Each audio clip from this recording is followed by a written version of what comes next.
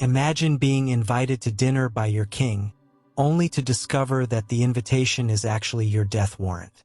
In our modern world of corporate backstabbing and political scandals, we think we've seen the worst of human treachery. But what happened in Edinburgh Castle on a freezing November night in 1440 makes today's betrayals look like playground squabbles. This is the story of how a simple dinner invitation became the most shocking act of royal treachery in European history.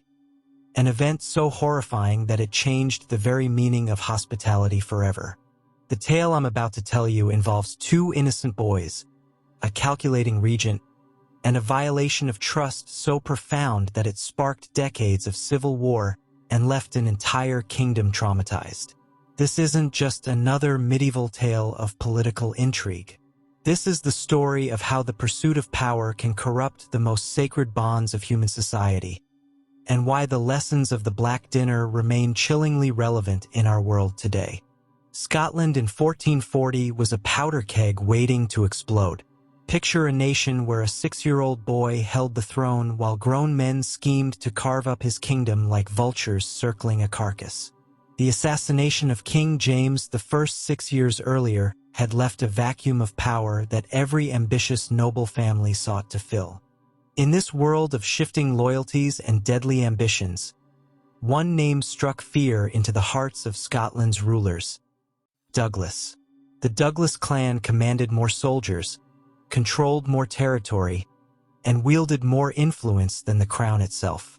At their head stood 16-year-old William Douglas, the 6th Earl of Douglas, a teenager who controlled the fate of thousands and posed an existential threat to royal authority. But here's what makes this story truly terrifying. William Douglas and his 10-year-old brother David weren't rebels or traitors. They were loyal subjects who had done nothing wrong except inherit power that made others uncomfortable. Their only crime was being too successful, too influential, and too dangerous to ignore. In today's world, I might call this the ultimate hostile takeover, except instead of corporate boardrooms, the battlefield was medieval Scotland, and instead of stock options, lives hung in the balance. Enter Sir William Crichton, the Lord Chancellor and the real power behind Scotland's child king. Imagine a medieval version of a corporate CEO, brilliant, ruthless, and convinced that any action could be justified if it served the greater good of maintaining power. Crichton was the kind of man who could smile while planning your destruction, who could speak of friendship while sharpening the knife for your back. Crichton faced an impossible dilemma. How do you eliminate a threat that has done nothing wrong? How do you destroy enemies who are technically loyal subjects? In our modern world, such rivals might face hostile media campaigns, financial investigations, or corporate espionage. But in medieval Scotland, the rules were different and far more deadly. The Chancellor understood that a direct military confrontation with the Douglases would be suicide. They commanded superior forces, held impregnable fortresses, and could rally allies throughout Scotland. He needed a different approach, something that would exploit the very foundations of medieval society itself. That's when Crichton conceived a plan so diabolical, so fundamentally wrong, that it would shock even the violence-hardened nobility of 15th century Scotland. He would use the sacred laws of hospitality, the ancient codes that made harming a guest the ultimate sin, as his weapon of mass destruction. Think about it. Even in our cynical modern age, we have unwritten rules about safety and trust. You don't attack someone during peace negotiations. You don't harm children. You don't violate the basic courtesies that make civilization possible. Crichton was about to shatter all of these principles in a single, calculated act of betrayal. The invitation arrived at Douglas Castle written on the finest parchment, sealed with the royal arms, and crafted with all the diplomatic elegance that centuries of noble tradition demanded. It was a masterpiece of deception, every word carefully chosen to suggest reconciliation rather than destruction. King James II, the letter explained, desired to heal the wounds dividing Scotland's nobility. He wished to forge new bonds of friendship that would strengthen the realm against its enemies. Most importantly, the invitation promised safe conduct, invoking ancient laws that made any host responsible for his guests' safety under pain of eternal damnation and earthly disgrace. To us today, such an invitation might seem like an obvious trap. We live in an age of skepticism, where we question every motive and assume the worst of political figures. But in medieval Scotland, hospitality wasn't just a social nicety. It was a sacred obligation backed by divine law and centuries of tradition. Violating hospitality was considered one of the gravest sins imaginable, worse than murder because it destroyed the very foundations of civilized society. Young William Douglas found himself facing the ultimate catch-22. Refuse the invitation and he would be branded a rebel, giving Crichton justification for military action. Accept it, and he would be placing himself and his brother under the protection of laws that had never been violated at such a high level of society. The Douglas brothers' advisors were split. Some urged caution, pointing to Crichton's reputation for cunning and the suspicious timing of the invitation. Others argued that refusal would confirm suspicions of Douglas' disloyalty and provide the very justification their enemies sought. In the end, the bonds of medieval honor tipped the scales toward acceptance. Surely, they reasoned, even Crichton wouldn't dare violate such sacred traditions in front of the entire Scottish court. In the presence of the king himself, they were catastrophically wrong. November 24, 1440, Edinburgh Castle blazed with light and celebration as servants prepared what appeared to be one of the year's grandest festivities. Imagine the scene. Tapestries depicting royal glory adorning the walls, long tables groaning under silver platters and golden goblets, the air thick with the aroma of roasted meats and exotic spices that spoke of royal wealth and generosity. 10-year-old King James II, dressed in his finest robes and positioned on a specially placed throne, appeared genuinely excited about hosting such distinguished guests. The child king believed he was participating in a celebration that would restore peace to his troubled kingdom. He had no idea he was about to become an unwilling witness to one of history's most shocking acts of political terrorism. Crichton moved through the preparations with the careful attention of a theater director staging the performance of a lifetime. Every detail mattered. The seating arrangements that would position the Douglas brothers where they could be easily surrounded, the strategic placement of guards with concealed weapons, the carefully curated guest list of nobles who would either support Crichton or be too intimidated to oppose him. This wasn't just a dinner. It was a carefully orchestrated piece of political theater designed to witness the destruction of Scotland's most powerful noble family. When the Douglas party arrived as the sun set behind Edinburgh's ancient walls, they were received with all the ceremony due their rank. William, resplendent in cloth of gold and bearing the symbols of his earldom, rode with the confidence of youth and noble birth.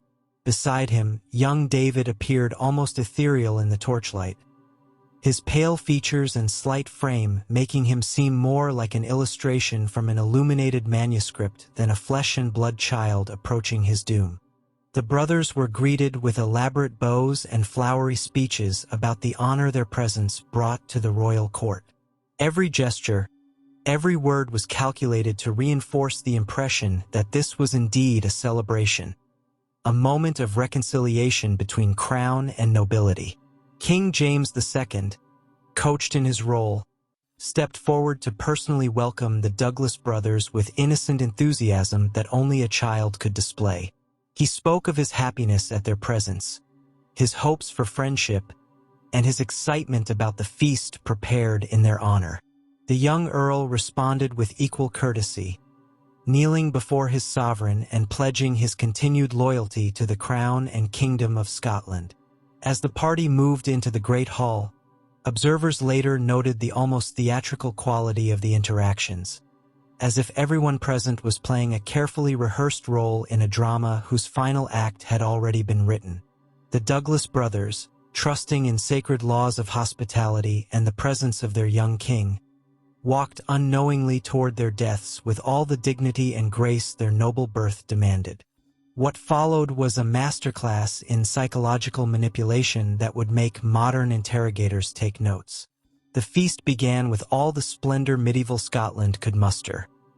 Roasted swans stuffed with herbs, venison in rich wine sauces, exotic fruits from distant lands, and confections crafted by the finest artisans.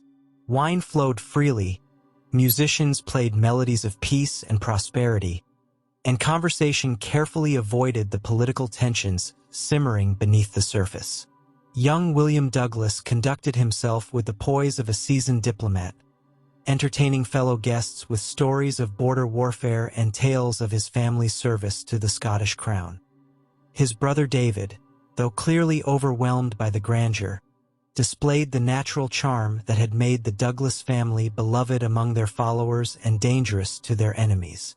King James II watched the proceedings with childish fascination, laughing at jokes, applauding musicians, and seeming genuinely delighted by the Douglas brothers' company. To any observer, this appeared exactly what the invitation promised: reconciliation, healing of old wounds, celebration of bonds uniting Scottish nobility under the crown. Yet beneath this veneer of festivity, tension crackled like electricity before a storm. Careful observers might have noticed the unusual number of guards, the way certain nobles avoided meeting the Douglas brothers' eyes, or how Crichton continuously glanced toward shadows where armed men waited for his signal. As evening progressed and wine loosened tongues, conversation gradually turned toward more serious matters. William Douglas found himself drawn into discussions about Scotland's future, challenges facing the young king, and the role great noble houses might play in securing the realm's prosperity. These were exactly the topics Crichton had hoped would arise, conversations providing justification for what was about to occur. With practiced skill, the Chancellor began steering discussion toward questions of loyalty and allegiance, speaking eloquently about the need for all Scottish nobles to place devotion to the crown above personal ambitions. His words sounded like philosophical discourse rather than accusation, yet their meaning was unmistakable to those who understood the deadly game being played. The Douglas brothers responded with dignity and conviction, reaffirming their loyalty while asserting their rights as Scottish nobles to govern their territories according to ancient custom. They spoke of their family's centuries of service to Scotland, of bloodshed defending the realm, of their desire to serve the young king with the same devotion their ancestors had shown his predecessors. It was at this moment, as conversation reached its crescendo of apparent mutual understanding and respect, that Crichton gave the signal transforming hospitality into horror. A servant appeared at the high table carrying a covered platter, not containing food, but a symbol that would chill the blood of every Scot who heard this tale for generations to come. The platter was placed before the Douglas brothers with ceremonial solemnity, as if containing some precious gift befitting their noble status. When the cover was removed, however, it revealed not delicacies but a bull's head, a symbol in Scottish tradition meaning death was near, that the house's hospitality was about to be withdrawn in the most permanent way possible. Imagine the psychological impact of this moment. In our modern world, we might compare it to receiving a funeral wreath or finding a horse's head in your bed. But in medieval Scotland, this symbol carried even deeper meaning. It was a formal declaration that the sacred bonds protecting guests were about to be severed, that the laws of God and man were about to be violated. The sight of the bull's head sent a ripple of shock through assembled guests, but before anyone could react, Crichton rose to his feet and, in a voice carrying throughout the hall, formally accused William and David Douglas of treason against the crown. The charges were comprehensive and damning: conspiracy against the king, alliance with Scotland's enemies, and preparation for armed rebellion against legitimate royal authority. Of course, no evidence supported these accusations. They were pure fabrication, designed to provide legal justification for what was about to occur. The young Earl of Douglas leaped to his feet in protest, his hand instinctively reaching for a sword that wasn't there. Guests at royal feasts traditionally came unarmed as a sign of trust and respect. His voice rang across the suddenly silent hall as he denied the accusations and demanded the right to answer these charges according to Scotland's laws. Beside him, young David began to tremble as the full horror of their situation became clear. At that moment, armed guards emerged from every shadowed corner of the great hall, their weapons drawn and faces grim with purpose. The trap so carefully laid was finally sprung, and the Douglas brothers found themselves surrounded by enemies in a place where they had expected to find friends. The sacred laws of hospitality, which had protected guests for centuries, were about to be violated in the most spectacular and shocking manner possible. What happened next would haunt Scotland for generations and reshape the very meaning of political treachery.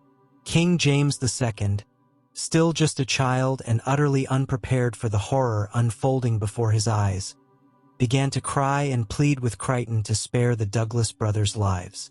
The young monarch's distress was genuine and heart-wrenching, but also irrelevant.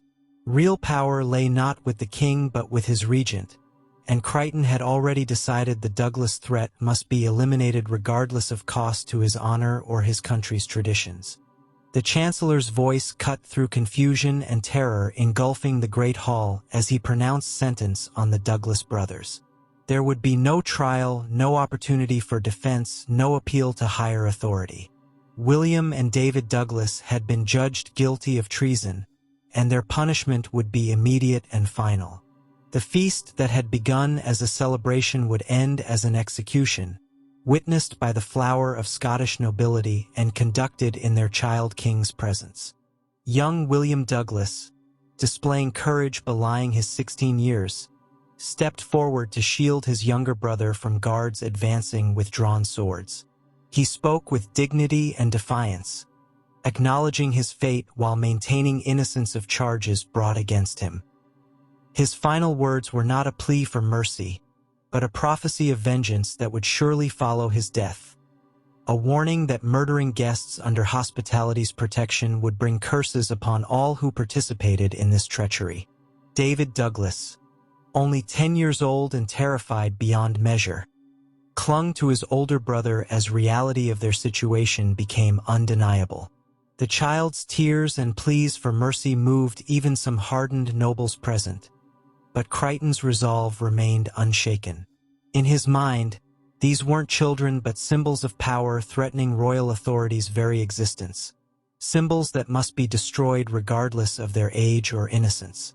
The execution was carried out with brutal efficiency in the very hall where moments before the brothers had been honored guests.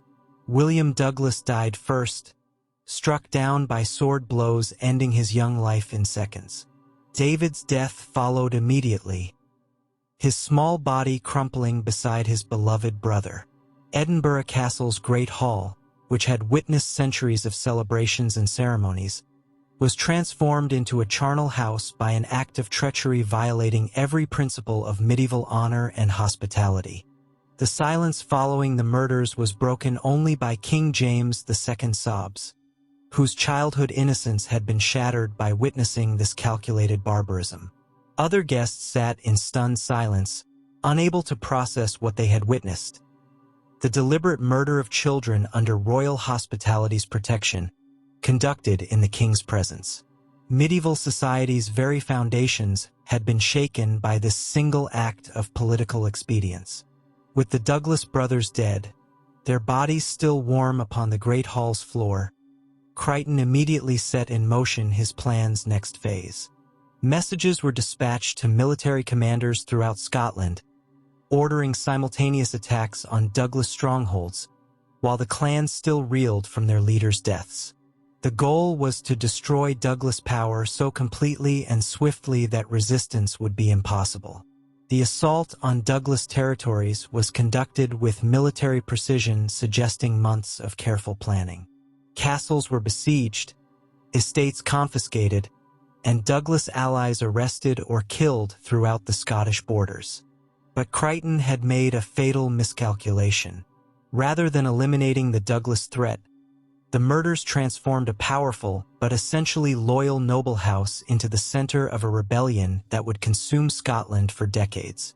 Margaret Douglas, sister to the murdered boys and one of Scotland's most formidable women, received news of her brother's deaths while residing at Edinburgh Castle.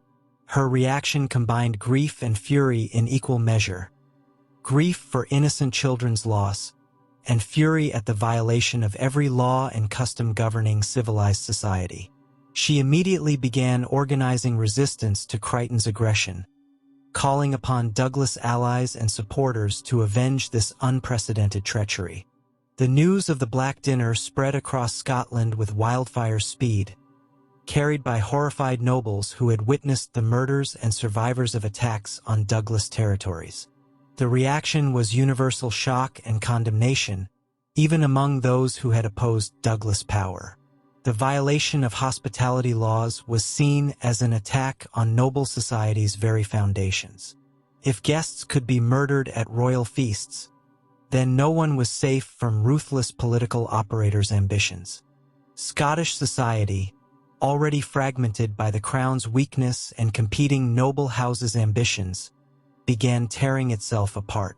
As Crichton's actions' full implications became clear, those who had remained neutral were forced to choose sides, knowing that in a world where hospitality could be perverted into murder, neutrality was no longer viable.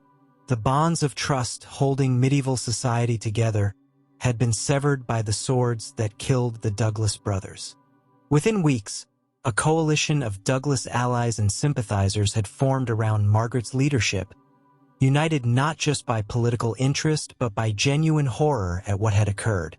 These weren't merely disgruntled nobles seeking personal advantage, but men and women who understood that if such treachery could be perpetrated against the Douglases, it could be perpetrated against anyone who posed a threat to those in power.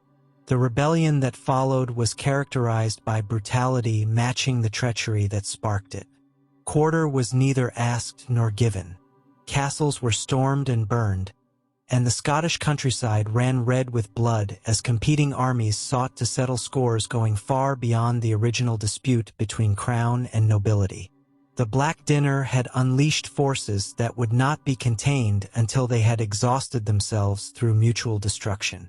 As we watch this medieval tragedy unfold, it's impossible not to see parallels with our modern world.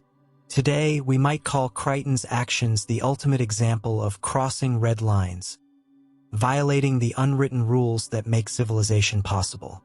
Think about the corporate executives who betray longtime partners, the politicians who abandon their allies when convenient, or the leaders who sacrifice principles for short-term gain. While the consequences might not involve literal swords and blood, the psychological and social damage can be just as devastating. The Black Dinner teaches us that some victories are so morally costly they become defeats. Crichton succeeded in eliminating his immediate threats but destroyed the very system he was trying to protect. By violating the sacred trust of hospitality, he didn't strengthen royal power, he weakened it beyond repair. In our interconnected world, trust remains the currency that makes everything work. Businesses depend on contracts being honored, governments rely on diplomatic agreements being respected, and society functions because most people follow unwritten rules about basic decency and fair play. When leaders betray these fundamental agreements, whether in medieval Scotland or modern boardrooms, they don't just harm their immediate victims. They damage the entire system's credibility and make future cooperation harder for everyone. The psychological impact of the murders extended far beyond immediate political consequences to affect the very nature of social relationships among Scottish nobility.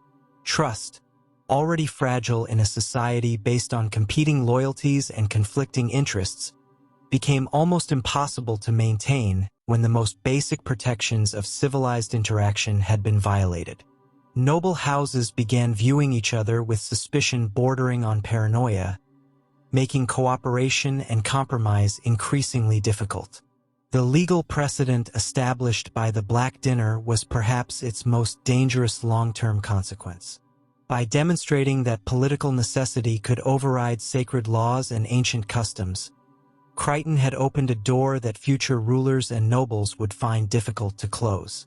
The murders established a principle that would be invoked repeatedly in subsequent centuries: that statecraft's ends could justify any means, no matter how morally repugnant. The tragedy of the Black Dinner lay not just in two innocent children's deaths, but in the destruction of the moral framework that had provided stability and predictability in medieval Scottish society.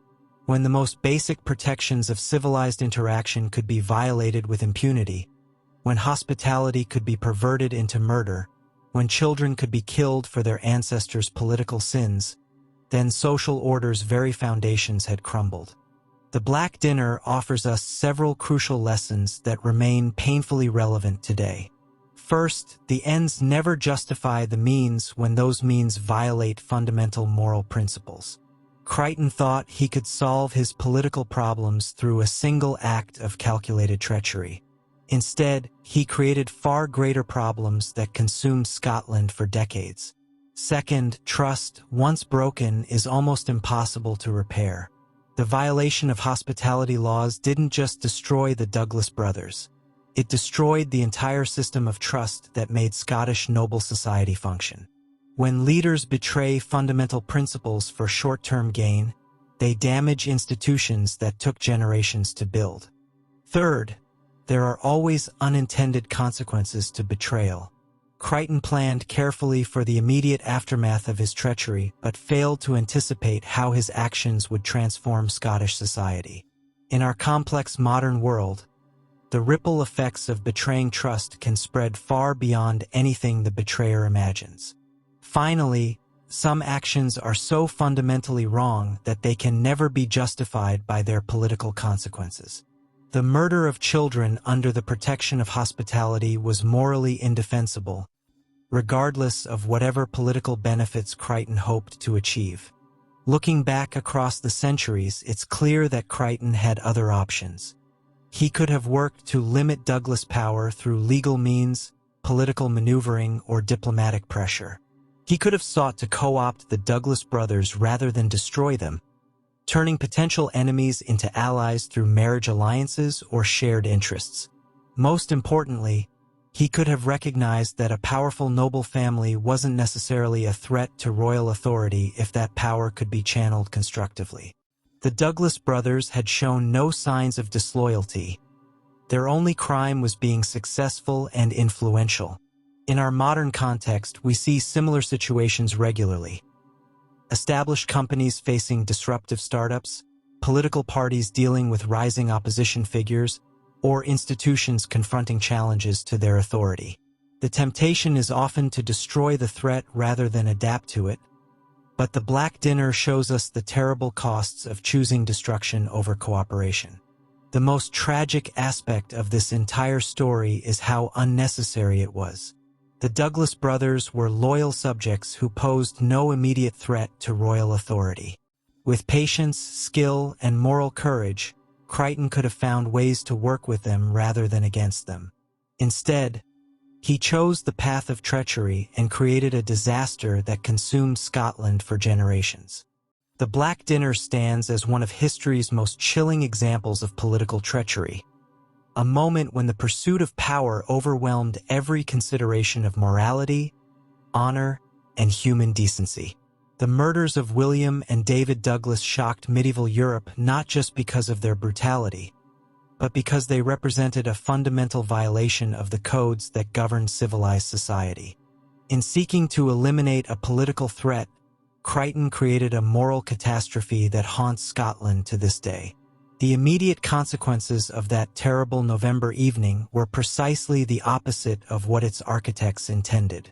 Rather than securing royal authority and eliminating the Douglas threat, the murders unleashed decades of civil war that devastated Scotland and left the crown weaker than ever. The treachery that was supposed to restore order instead created chaos, and the violence meant to end conflict instead perpetuated it for a generation. Perhaps most tragically, the Black Dinner demonstrated how easily civilization's veneer could be stripped away when political ambition encountered moral weakness. Edinburgh Castle's Great Hall, which had hosted countless celebrations of Scottish culture and achievement, became a slaughterhouse where children were murdered in front of their king. The transformation was as sudden as it was complete, suggesting that the boundaries between civilization and barbarism are far more fragile than we might wish to believe. The legacy of the Black Dinner extends far beyond the immediate political consequences that followed in its wake. The event became a permanent part of Scottish cultural memory, a story told and retold as a warning about the dangers of unchecked ambition and the terrible costs of abandoning moral principles in pursuit of power. Every generation of Scots has grappled with the lessons of that terrible evening, seeking to understand how such horror could have occurred and how it might be prevented from happening again.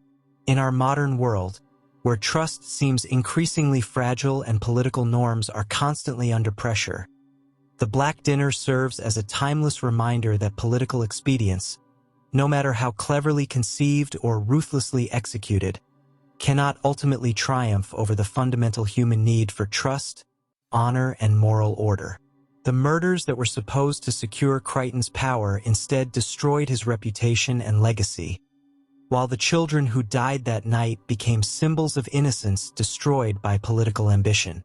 Their story continues to resonate across the centuries, a haunting testament to the terrible price of betraying the most basic obligations of human decency. The echoes of that November night in 1440 still reverberate through Scottish history and culture, reminding us that some actions are so fundamentally wrong that they can never be justified by their political consequences. The Black Dinner remains what it has always been, a cautionary tale about the darkness that lurks within human ambition and the terrible things that can happen when that darkness is allowed to triumph over the light of moral conscience.